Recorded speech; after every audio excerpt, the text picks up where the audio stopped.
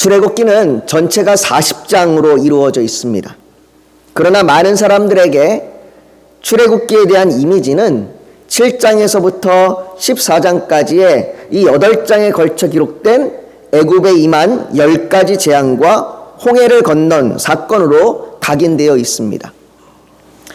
이렇게 된 건 10가지 재앙이나 홍해의 사건이 소설이나 영화, 또 드라마 이런 것의 주요 소재로 자주 사용되었기 때문일 것입니다. 그만큼 이 사건은 놀랄만한 사건입니다. 놀랄만한 사건인 만큼 10가지 재앙에 대하여 어떻게 발생하게 되었는가에 대한 다양한 시도와 해석 등이 있었습니다. 대표적인 견해가 소설 람세스에도 등장하는 우연으로 발생한 나일강의 적조 현상과 그리고 우박 그리고 모래폭풍이 서로 인과관계가 되어서 애굽의 재앙이 발생하였다는 견해입니다. 또한 분자생물학자인 시로 트레비사나토 박사는 그가 쓴 이집트의 10가지 재앙의 비밀에서 이탈리아에서 산토리니라고 하는 지역에서 발생한 강력한 화산 폭발, 그 화산 폭발로 인한 화산재와 그 화산의 영향으로 인해서 재앙이 발생하였다고 그렇게 말합니다. 이러한 시도와 해석들은 출애굽기의 10가지 재앙의 사건이 신화가 아닌 역사적으로 일어난 사건임을 말하고자 하는 데에는 긍정적인 의미가 있다고 생각됩니다. 그러나 우리가 성경을 통하여 10가지 재앙을 볼 때는 그것이 어떻게 발생하게 되었는가에 대한 원인을 찾기보다 왜 10가지 재앙이 일어날 수밖에 없었는가에 대한 그 초점에 관심을 기울여야 합니다. 왜냐하면 이것이 하나님께서 자신의 백성인 이스라엘을 구원하시는 방법이라면 특별히 그 방법을 쓰신 이유가 있으시기 때문입니다. 하나님께서는 능히 이스라엘을 구원하실 능력이 있으신 분입니다. 하나님께서 능력이 부족하셔서 마치 각 단계를 클리어하듯이 10개의 단계를 거쳐야 구원하실 수 있는 것이 아닙니다. 능히 단번에 한 번에 한 가지 재앙일지라도 애굽을 멸하시고 이스라엘을 구원하실 수 있으십니다. 그럼에도 하나님께서 10가지의 재앙을 내리시는 것은 그 10가지 재앙을 거쳐야 할 필요가 있었기 때문입니다. 다시 말해서 하나님께서는 각 재앙을 통해 애굽에 대한 심판과 이스라엘에 대한 구원을 말씀하십니다. 따라서 10가지 재앙을 볼 때 재앙과 심판 가운데서도 죄로부터 불러내시는 하나님의 자비를 볼 수 있습니다. 이것은 오늘 우리가 살펴보는 첫 번째 재앙에서도 마찬가지입니다. 먼저 오늘 본문 14절은 하나님께서 재앙을 내리시는 이유에 대하여 말씀하십니다. 우리 14절 말씀을 같이 한번 읽어볼까요? 오늘 본문을 같이 읽습니다. 시작. 여호와께서 모세에게 이르시되 바로의 마음이 완강하여 백성 보내기를 거절하는도다. 바로는 이스라엘 백성 보내기를 거절합니다. 바로의 마음은 완강합니다. 마음이 완강하다는 것은 굳어졌다는 것입니다. 이미 마음이 굳어져서 굳게 돼서 그 어느 것도 그 마음을 뚫지 못한다는 겁니다. 마음이 굳어졌다는 것은 또한 듣기를 거절하는 겁니다. 우리는 보통 우리의 마음을 정하면 한번 내 마음을 결정하면 남의 말을 잘 안 듣습니다. 그렇잖아요. 남의 말이 아무리 그 말이 좋은 말이고 아무리 그 말이 옳은 말이라고 해도 내가 이미 마음이 굳어져 버리면 내 마음이 이미 결정되면 듣지 않습니다. 바로의 마음이 그런 거예요. 듣지 않아요. 그 말이 진실이고 그 말이 사실이고 그 말이 하나님의 말씀일지라도 신의 말일지라도 듣기를 거절하는 겁니다. 그래서 로마서 1장 28절에는 이런 마음을 하나님께서 상실한 마음대로 내버려 두셨다라고 얘기합니다. 그 마음이 그냥 상실된 마음으로 그냥 그 마음 굳어진 마음대로 그냥 내버려 두신 겁니다. 듣기를 거부하는 자에게 어떻게 듣게 할 수 있겠습니까? 나는 안 들을 겁니다. 난 듣지 않을 겁니다. 당신이 뭐라고 해도 난 그것을 들을 준비가 되어 있지 않습니다. 그렇게 듣기를 거절하는 자에게 여러분들 어떻게 듣게 할 수 있겠습니까? 알려고 하지 않는 사람에게 어떻게 알려줄 수 있겠습니까? 여러분들이 집에서 자녀를 키우시거나 또 키워보신 분들은 아실 겁니다. 자녀가 엄마 말을, 아빠 말을 듣지 않으려고 할 때, 부모가 알려주는 것을 알려고 하지 않을 때, 그 아이에게 어떻게 그 말을 듣게 할 수 있고 어떻게 알려줄 수 있습니까? 때로는 화를 내기도 하고, 때로는 타이르기도 하고, 때로는 달래보기도 하고, 때로는 회유를 해보기도 하고, 여러 가지 가진 방법들을 다 써봅니다.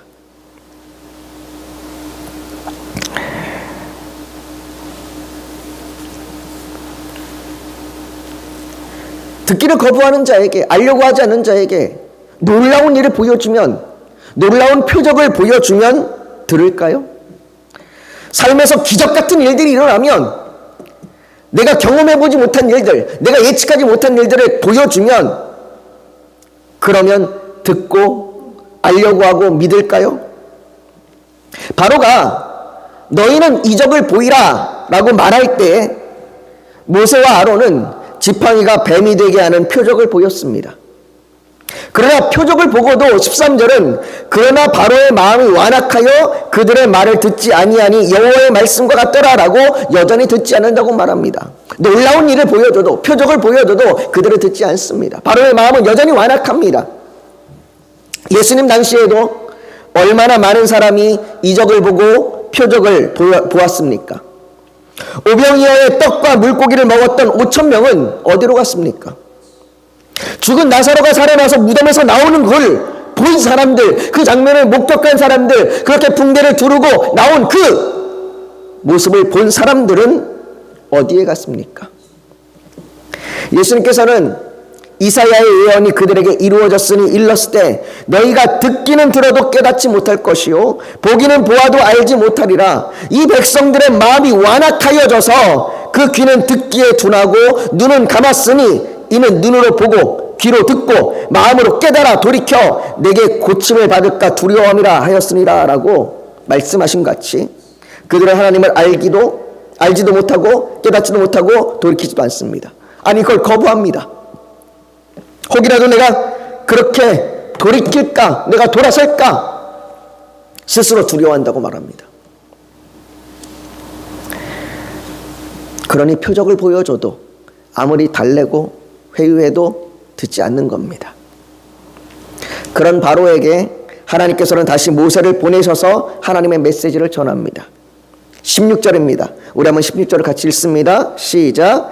그에게 이르기를 히브리 사람의 하나님 여호와께서 나를 왕에게 보내어 이르시되 내 백성을 보내라. 그러면 그들이 광야에서 나를 섬길 것이니라 하였으나 이제까지 내가 듣지 아니하도다. 이 메시지는 모세가 바로 앞에 처음 섰을 때에 그때도 했던 메시지입니다. 처음 바로 앞에 섰을 때도 내 백성을 보내라. 우리가 광야로 3일 길을 가서 그것을 하나님을 예배하고 돌아오리라 라고 그렇게 하나님께서는 바로에게 내 백성을 보내라 라고 말씀하셨습니다. 그러나 바로는 그것을 듣지 않았습니다. 오히려 바로는 출애굽기 5장 2절에 여호와가 누구이기에 내가 그의 목소리를 듣고 이스라엘을 보내겠느냐. 나는 여호와를 알지 못하니 이스라엘을 보내지 아니하리라 라고 반응했습니다. 나는 모르겠다. 나는 여호와가 누군지, 그 야훼가 누군지, 너희가 믿는 신이 누군지 나는 알지도 못하고 듣지도 못하고 경험해보지도 못한다. 나는 알려고 알 필요도 없고 내게 알만한 가치가 있는 것도 아니다라고 그렇게 바로는 거절했습니다. 이제 하나님께서는 여호와가 누구인지 알지도 못하면서 마음이 완악함으로 듣지도 않는 그 바로에게 하나님이 누구인지 알게 하시겠다고 말씀하십니다. 그래서 17절에 여호와가 이같이 이르노니 내가 이로 말미암아 나를 여호와인 줄 알리라 라고 말씀하십니다. 이것이 하나님께서 애굽의 재앙을 내리시는 목적입니다. 하나님께서는 하늘과 땅을 다스리시는 분이시며 그의 백성을 긍휼히 여기시며 구원하시는 분이십니다. 하나님께서 애굽의 재앙을 내리심은 여호와가 누구이기에 내가 그의 목소리를 듣고 이스라엘을 보내겠느냐라고 그렇게 말하는 바로의 말에 하나님께서 응답하시는 겁니다. 네가 나를 모른다고 말하느냐, 네가 나를 경험해보지 못한다고 얘기하느냐, 네가 나를 알 필요조차 없다고 말하느냐, 내가 너에게 나를 보이리라. 내가 너에게 내가 누군지 알게 하리라.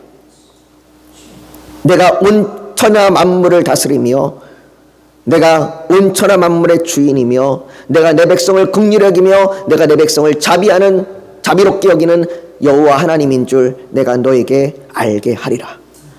이게 재앙의 목적입니다. 그렇다면 하나님께서 응답하시는 첫 번째 재앙이 무엇입니까? 17절과 18절에 보니까 그 첫 번째 재앙이 나오는데요. 이렇게 얘기합니다. 내가 내 손의 지팡이로 나일강을 치면 그것이 피로 변하고 나일강의 고기가 죽고 그 물에서는 악취가 나리니 애굽 사람들이 그 강물 마시기를 싫어하리라. 하나님께서는 첫 번째 재앙으로 애굽의 문명이 있게 한 그 근원인 나일강을 피가 되게 하십니다. 나일강은 애굽의 생명의 근원입니다. 애굽의 생명의 젖줄입니다. 애굽의 문명이 번성하게 된 건 나일강이 있었기 때문입니다.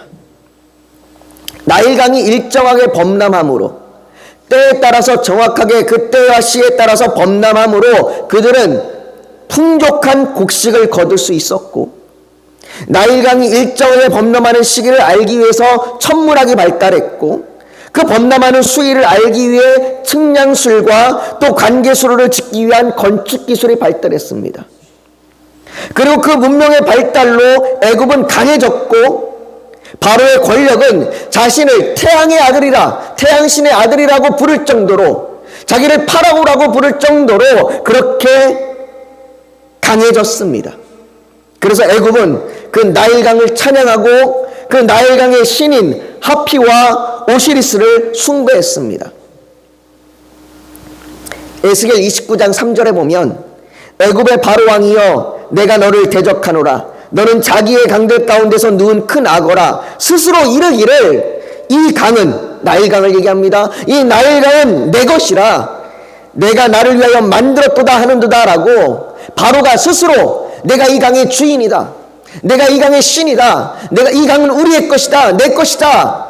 이 강으로 말미암아 우리는 살 수 있다라고 그렇게 나일강을 자신들의 영광을 위하여 자기들이 만들었다라고 그렇게 말합니다. 그런데 하나님께서 애굽이 숭배하며 붙들고 있는 생명의 근원을 여기는 그 나일강을 피가 되게 하셨습니다. 피가 된 나일강의 물고기는 죽어서 썩고 악취가 나기 시작하고 사람들은 그 물을 마실 수 없는 물이 되게 하였습니다. 생명의 강이 죽음의 강이 되어버린 겁니다. 하나님께서 첫 번째 재앙을 통해 무엇이라고 응답하시는 겁니까? 여호와가 누굽니까? 나는 여호와를 알지도 못합니다 라고 얘기하는 그 질문에 하나님께서 첫 번째 재앙을 통해서 응답하시는 것은 생명의 근원은 하나님께 있다라는 겁니다. 생명을 줄 것이라고 믿고 있는 모든 것은 이게 내게 생명을 줄 거야. 난 이것으로 말미암아 살 수 있어 라고 얘기하는 그 모든 것은 부패하고 썩을 것이고 그곳에서 악취가 날 것입니다.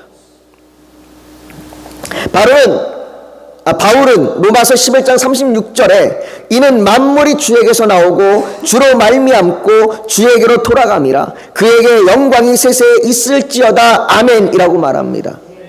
만물이 주께로부터 나옵니다. 모든 생명의 근원이 주께 있습니다. 사랑하는 성도 여러분, 우리가 살아가는 삶의 근원은 무엇입니까? 우리가 무엇을 의지하며 우리의 생명을 이어갑니까? 우리를 안전하다고 여기게 하는 것, 우리 스스로 평안하다고 여기게 하는 것, 이것이 내 위안이 되게 하는 그 자기 위안을 삼고 있는 것은 무엇입니까?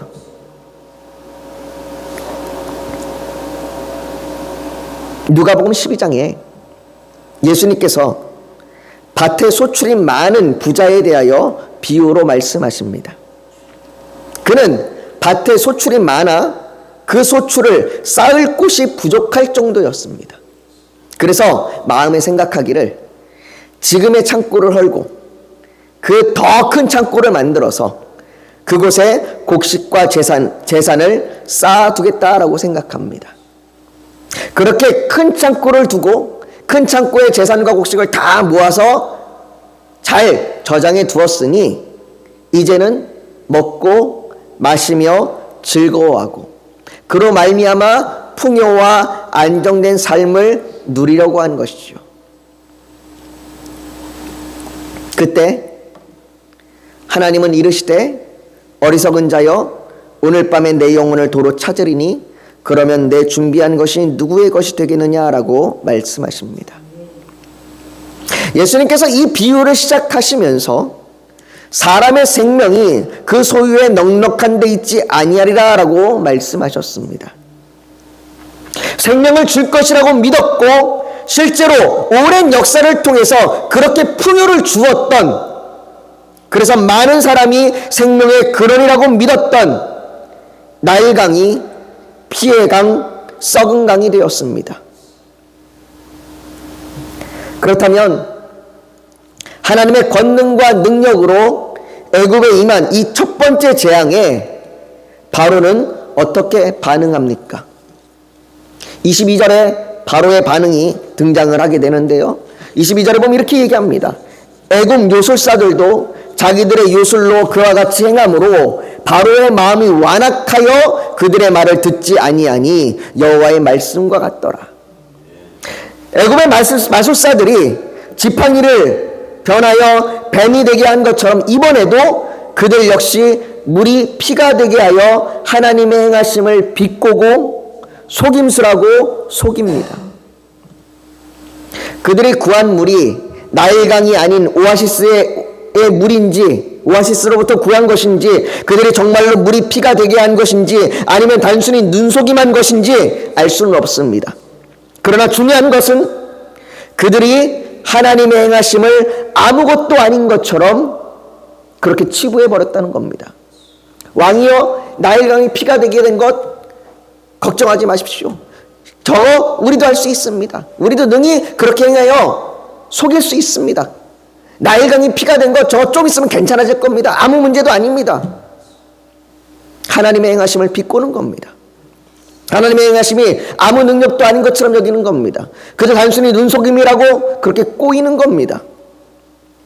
그러나 25절에는 여호와께서 나일강을 치신 후 이래가 지내라고 말합니다. 그 일은 계속됐습니다.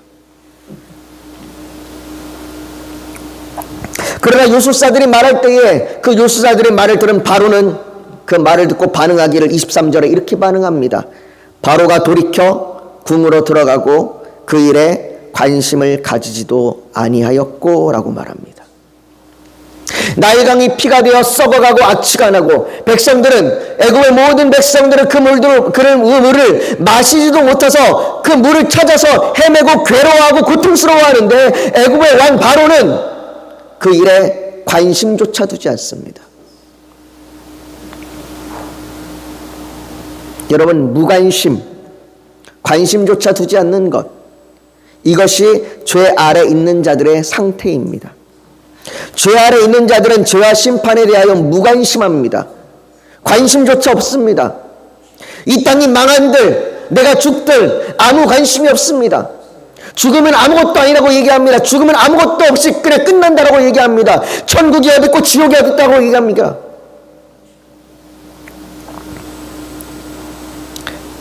심지어 죄 아래 있는 이 땅에 고통스러움이 가득한데도 불구하고 그 고통 가운데 있는 것에 대하여 무관심합니다.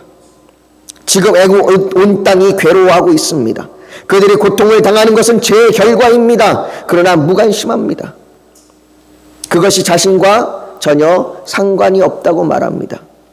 그저 내가 이 땅에서 풍요롭게 살 수 있고 이 땅에서 내가 안정을 누릴 수 있고 그저 오늘 하루 고통스럽지 않으면, 그저 내가 괜찮으면 아무런 관심이 없습니다. 여러분, 우리가 사는 이 세상도 죄 아래 고통당하며 신음합니다. 죄로 인하여 분노와 다툼과 시기와 질투가 가득하고 삶의 무게로 신음하며 수고와 슬픔이 가득합니다. 그러나 그것이 인간의 죄의 문제라고 생각하지 않습니다. 그런 것들이 죄로 인해서 발생했다라고 생각하지 않습니다. 참으로 인간이 얼마나 어리석은지 모릅니다. 집안에 안 좋은 일이 생기면 자기가 혹이라도 조상을 잘 모시지 못해서 그런가라고 그런 건 생각하면서 이 인류 전체에 가득한 고통을 보고 죽음을 보면서도 그런 것에는 너무나도 아무렇지 않은 듯 무관심합니다. 우리는 매일같이 죄 아래 살면서 아무렇지도 않은 듯 살아갑니다. 그러나 죄 아래 있다는 것은 하나님의 진노 아래 있다는 것입니다. 돈과 명예도 권력과 건강도 하나님의 진노 아래에 벗어나게 할 수 없습니다. 하나님의 진노 아래에 있는 자들에게는 이런 일을 행하는 자에게 하나님의 심판이 진리대로 되는 줄 우리가 아노라라는 말씀과 같이 하나님의 말씀대로 진리대로 심판이 임할 뿐입니다.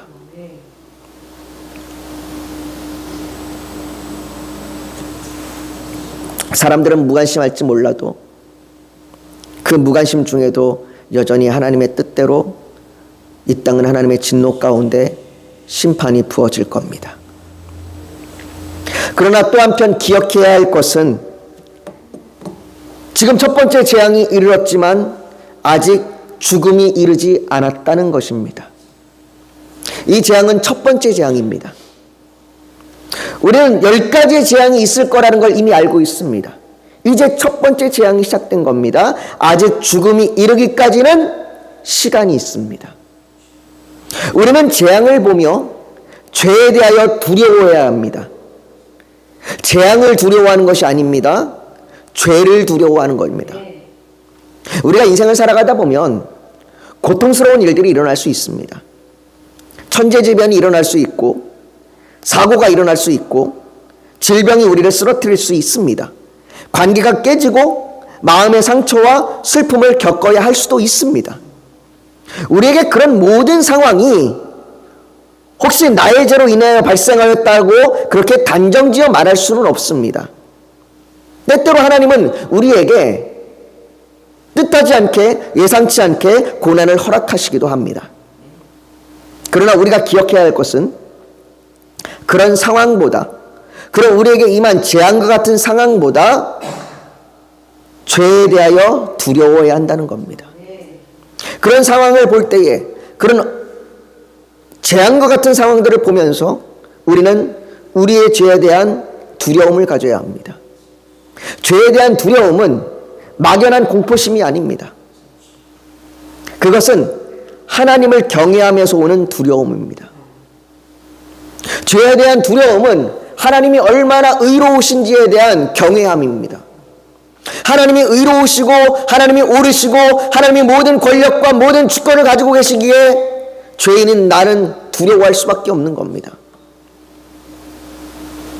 그렇게 죄에 대한 두려움은 우리 자신을 그 하나님 앞에 겸손하게 낮추고 회개함으로 예수 그리스도께 나아가게 합니다.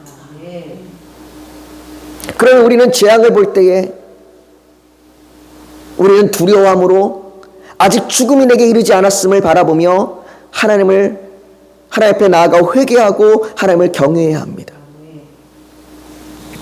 하나님께서는 애굽에 죽음이 임할 때까지 지금 시간을 주고 계시는 겁니다. 조나단 에드워즈 목사님이라는 분이 있습니다.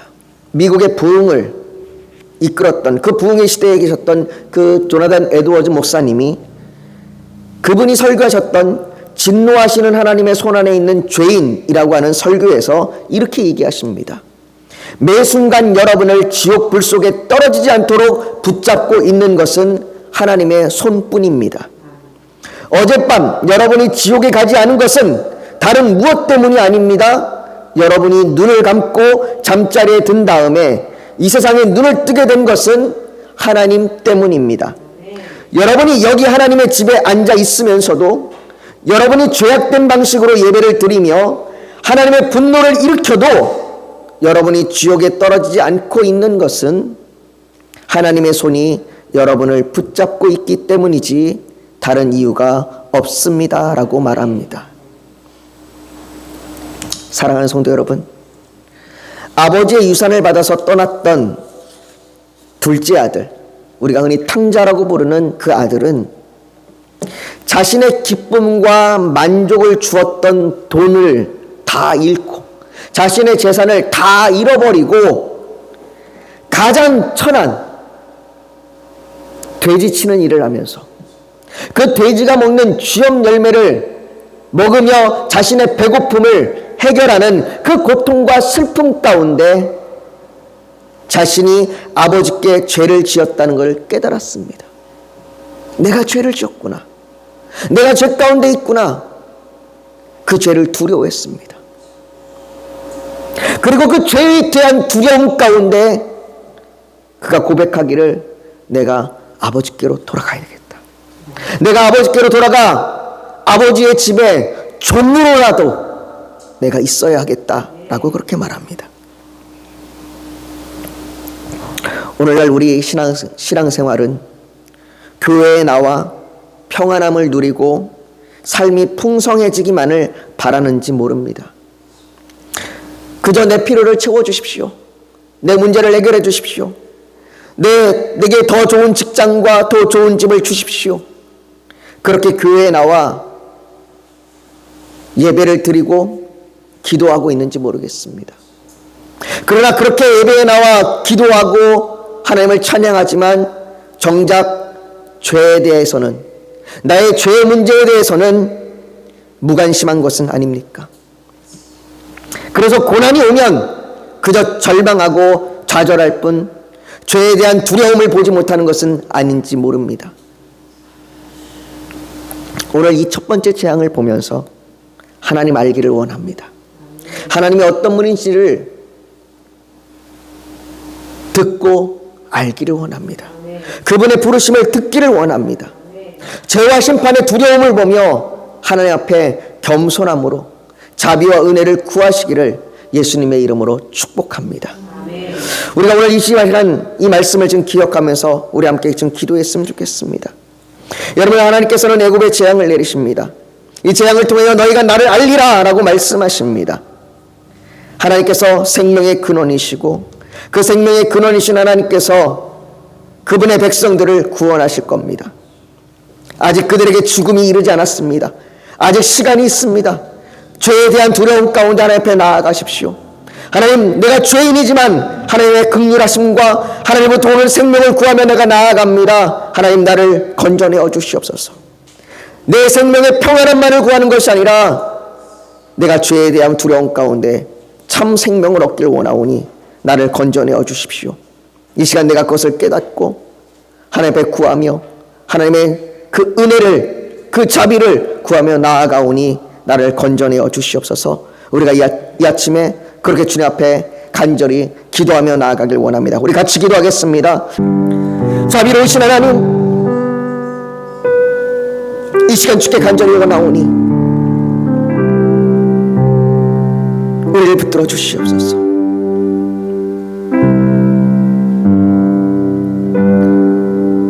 우리가 하나님의 그 긍휼하신 은혜로 죄에 대한 무관심이 아닌 죄에 대한 두려움을 가지고 하나님 앞에 나아가길 원하오니 우리를 도와주시옵소서. 우리가 이 아침 그 자비하신 하나님을 깨달아 알게 하여 주시옵소서. 그렇게 간구하는 그 간구의 고백이 있다면 하나님 앞에 가슴에 손을 얹어 표현하길 원합니다. 또 오늘 예배를 드려 나오면서 기도의 제목, 소원이 있어서 주님께 맡기기를 원하신다면 손을 포개에 얹기를 원합니다. 육신이 연약하면 연약한 곳에 믿음으로 손을 얹으십시오. 오늘 하나님께서 성령으로 우리 사이를 운행하시며 우리를 만지시고 치료하여 주실 줄 믿습니다. 거룩하신 아버지 하나님, 우리가 하나님을 알지 못하여 죄 가운데 있지 않도록 우리의 마음이 완악해지지 않도록 우리에게 은혜를 베풀어 주시옵소서. 아버지, 우리가 바로처럼 죄에 대하여 무관심하지 않도록, 하나님의 진노 앞에 무관심하지 않도록 우리를 긍휼히 여겨 주시옵소서. 아버지 안에 우리가 그 진노하심을 보면서 여전히 하나님이 우리를 붙들고 계시는 그 하나님의 긍휼하신 은혜를 바라보게 하여 주시옵소서. 그래서 그 하나님 앞에 하나님 생명이 하나님께 있사오니 우리를 건져내어 주시옵소서. 우리를 구원하여 주시옵소서. 우리에게 자비와 은혜를 베풀어 주시옵소서. 이 아침 그것을 깨닫고 구하게 하여 주시옵소서. 그렇게 고백하며 나아가오니 아버지 안에 우리를 도와주시옵소서. 이 고백 가운데, 이 간구 가운데 우리에게 은혜를 베풀어 주시고, 아버지 하나님 우리에게 놀라운 하나님의 그 은혜를 믿음으로 인도하여 주시옵소서. 또한 아버지 주께 간절히 원합니다. 우리의 삶의 여러 가지 문제들 가운데 우리가 풍요를 구하는 것이 아니라 그 문제들을 통하여 하나님 아버지의 마음을 알게 하여 주시옵소서. 하나님의 선하신 뜻대로 우리 가운데 이루어지길 원하오니 아버지 하나님 우리가 주의 앞에 그 선하신 뜻대로 빛 가운데 살아가게 하여 주시옵소서. 우리가 주님을 더 찾고 구하고 주님을 더 알게 하여 주시옵소서. 그렇게 간절한 마음으로 주 앞에 손을 포기하여 기도했습니다. 또한 아버지, 우리의 죄악 가운데, 우리의 질병 가운데 우리를 건져내어 주시옵소서. 그렇게 간구하며 기도했습니다. 아버지 하나님 우리의 기도를 들어주시고 응답하여 주셔서 여기 모이는 한 사람 한 사람 가운데 하나님의 놀라운 은혜를 베풀어 주시옵소서. 오늘 이 아침에 그렇게 하나님의 은혜가 가득하기를 원하오니 하나님 함께하여 주시옵소서. 모든 것 주 앞에 올려드리며 예수님의 이름으로 기도하옵나이다. 아멘.